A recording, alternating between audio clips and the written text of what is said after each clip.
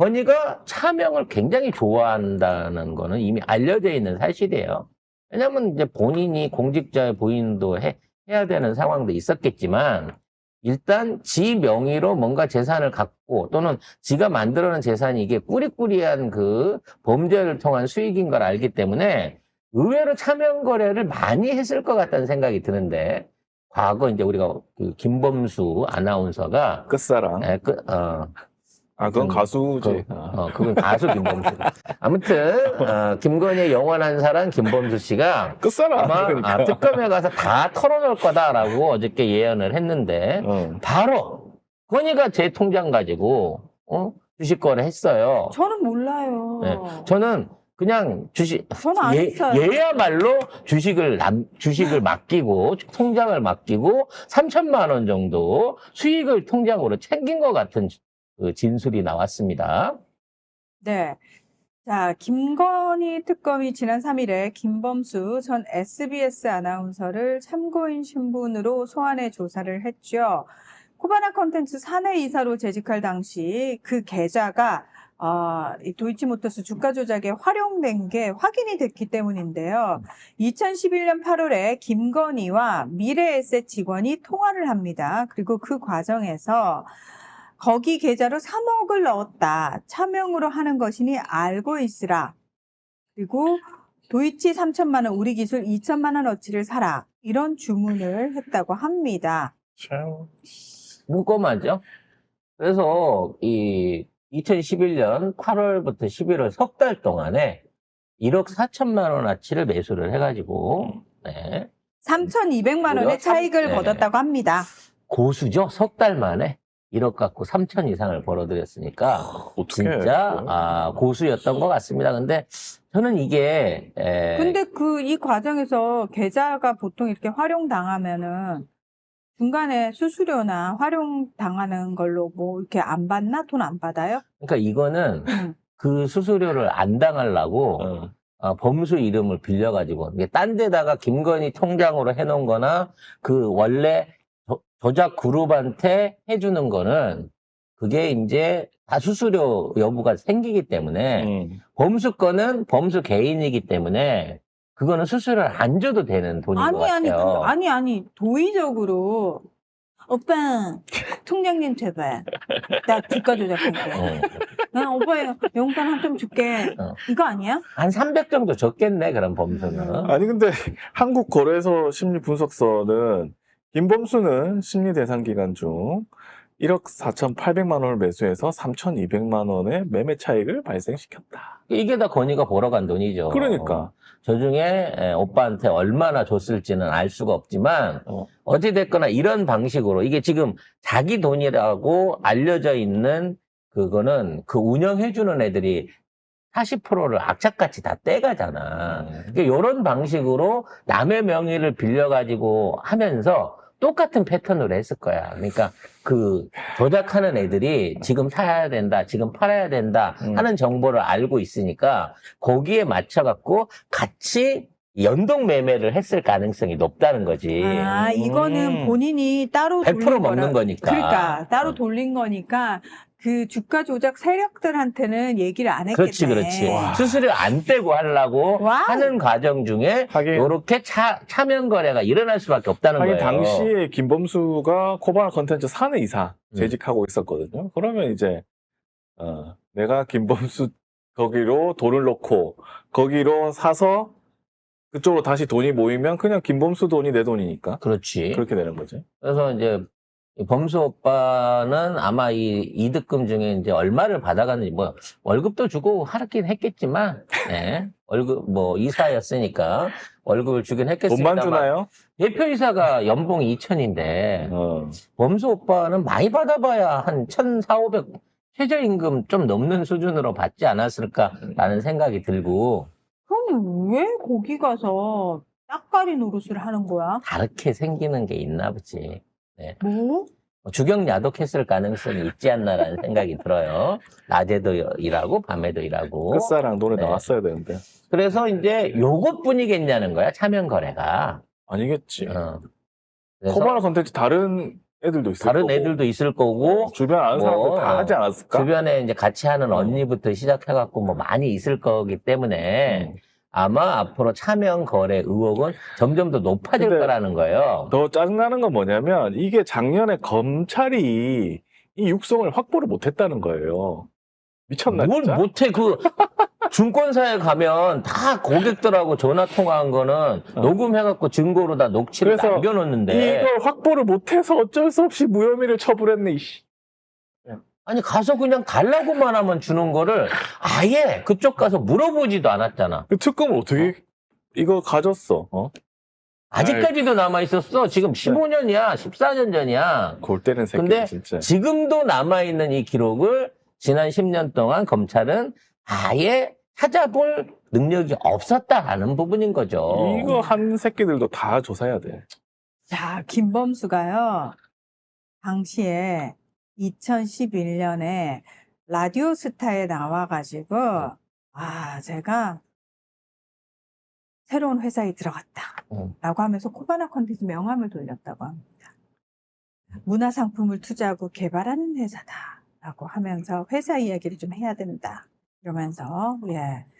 그러니까 이때 이런 나쁜 짓을 하면서, 방송에 나와가지고 뻔뻔하게, 야, 나 좋은 회사에서 이사하고 있다. 이러면서 했다는 거지. 도대체, 진짜 정말 상식적이지 않은 것 같아요. 그래서 지금 김건희가 이제 김건희 계좌로 헤쳐먹은 거는 이제 특검이 김건희 거다라고 특징을 진 건데, 요 김범수 계좌가 차명으로 나왔잖아요.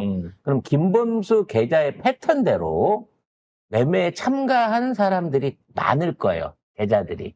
그러니까 김범수 사던 시기에 김범수 통장 안에서 사고 팔고 이 패턴이 똑같이 일어난 다른 차명의 계좌들을 추가로 연결해서 찾으면 됩니다. 그렇네. 쉽죠? 얘가 모범 답안이니까. 그래서 요거를 파고 들어가다 보면 숨겨져 있는 공범들이 많이 드러날 거라고 봐져요. 주가 조작 세력들 같은 경우에는 지들이 이제 조작 세력으로 가는 거지만, 그거는 노골적으로 해왔던 거가 이미 밝혀져 있는 거고, 계좌나 이런 게 밝혀져 있는 거고, 여기에 쩐주나 차명으로 이용된 사람들의 규모는 아직 파악이 안 됐었는데, 이 범수 계좌를 모범으로 해서 범수 씨 계좌에서 일어난 패턴대로 주문을 했었던 계좌들을 쭉 돌려서 찾아보면 많은 공범들이 추가로 나올 수 있을 걸로 여기 보여집니다. 그거 라디오스타 화면이 있네요. 기사 보니까. 저는 그냥 회사원이잖아요 하면서 콘텐츠 회사에 하면서 월급 받고 있다. 문화상품을 투자 개발하는 일을 하게 됐다. 요렇게 얘기한 적이 있네요. 훌륭합니다. 네, 아무튼 좀 더 많은 것들을 이제 은밀하게 좀 털어가지고, 네, 왜냐면 별의별 일을 다 했을 테니까, 문화하고 관련된 일을. 저는 상식적으로 이해가 안 되는 게, 불과 얼마 전까지 자기 딸 데리고 방송에 나왔단 말이에요. 아니, 김건희, 윤석열이 무슨 짓을 했는지 뻔히 알고, 불법 계엄 때문에, 내란 때문에 탄핵당하고, 곧 김건희 특검이 이루어져가지고, 이게 결국은 자기도 이렇게 드러날 걸 예측을 못했을까? 그래서 딸 얼굴을 그렇게 방송에다 팔면서 딸 얘기를 했을까? 어떻게든 자기는 아니라고. 죄 없이 착한 사람임을, 과거와 관계없음을 떨라고 했던 건데, 이렇게까지 이제 세밀하게 조사가 들어올지 몰랐을 거예요. 진짜요? 그래서 너무 요거는 책임이 이제 나빠다. 주가 조작은 세 발에 핀 거고, 아까 얘기한 문화상품을 개발한다 그랬잖아요. 이 문화상품을 개발하는 과정에 어떤 일을 했을까가 더 중요한 거야. 문화와 관련된 우리가 지금까지 모르고 있었던 사업 분야 안에서 김건희가 뭘 했겠느냐는 거죠. 제가 판단하기로는 게임이라든지, 원래 그쪽에도 잠시 이사로 발을 담궜기 때문에 게임이라든지 연예계 쪽 요런 데에도 분명히 김건희가 영향을 미치는 사업들이 추가로 있었을 것이고, 그런 사업들 안에서도 주가 조작이 됐든 횡령이 됐든 아니면 이걸 이용해서 뇌물을 받아먹던 이런 여죄들이 추가로 밝혀질 수 있을 거라고 보여집니다. 자, 주가를 올리겠다고는 의지의 말에 김건희가 그러자 알았다라고 얘기를 했는데, 요 시기 때 20만 주 정도의 블록딜, 대규모 거래가 있었던 게 확인됐습니다. 이 정도 되면 사실상 주포였던 거죠, 김건희가. 네. 자, 특검이요. 김건희가 주가 조작을 사전에 알고 있었다는 추가 육성 통화를 확보를 했습니다. 2011년 1월 11일 증권사 직원과 김건희 간의 통화 내용이 확보가 된 건데요. 증권사 직원이 우리 주식이 팔리면 주가가 더 올라갈 수 있다. 그러니까 김건희가 그런가? 그러니까 증권사 직원이 매물이 되려는 것은 미리 받는 것이기 때문에 주가를 더 올리겠다는 의지가 있는 거다. 라고 하니까 김건희가 알겠다라고 얘기를 합니다. 그리고 나서 김건희의 도이치 주식 20만 6천 주가 블록딜로 거래가 됩니다. 자, 검찰에서는 김건희를 무혐의 처분하면서 시세 조정 몰랐을 거다라고 얘기를 하지만 특검에서는 김건희가 블록딜을 통한 주가 부양 시도를 사전에 알았다고 판단을 하고 있습니다. 블록딜 하던 시기에 법원도 이거 비정상이라고 판단했어요. 근데 검찰이 어떻게 이걸 다 봐주지? 그러니까 애초에 와, 이게 증권감독원 안에서 그 프로그램이 있거든요.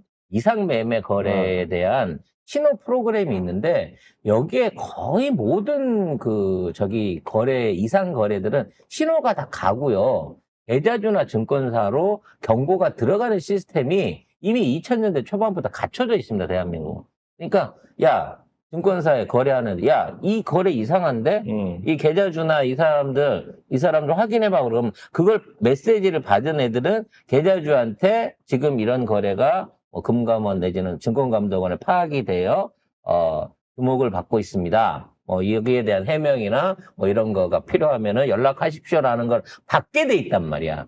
근데 얘는 그런 걸 깡그리 다 무시하고 분명히 전산에 걸렸을 텐데 깡그리 무시하고 지들 맘대로 했다는 얘기는 이거 걸려도 나 못 건드려라고 하는 배짱이 있었던 거야. 그러면 사실 그때부터 검찰이 주가 조작 세력들을 비호하거나 내지는 지들이 이러한 감시를 무시하고 컨트롤할 수 있는 능력을 갖고 있었다고 봐야 돼. 아니, 그러면 김건희가 요때는 이제 배워가는 시기잖아. 2009년도 이후에 이제 그때부터 했으니까.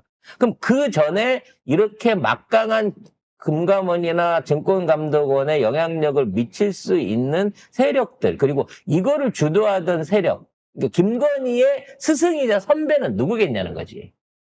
결국은 한동훈 장인밖에 없는 거예요. 결국은 한동훈 장인이 이 짓거리를 해가지고 떼돈을 번다라는 이걸 알고 있는 내부 업자들이, 그러니까 검찰 안에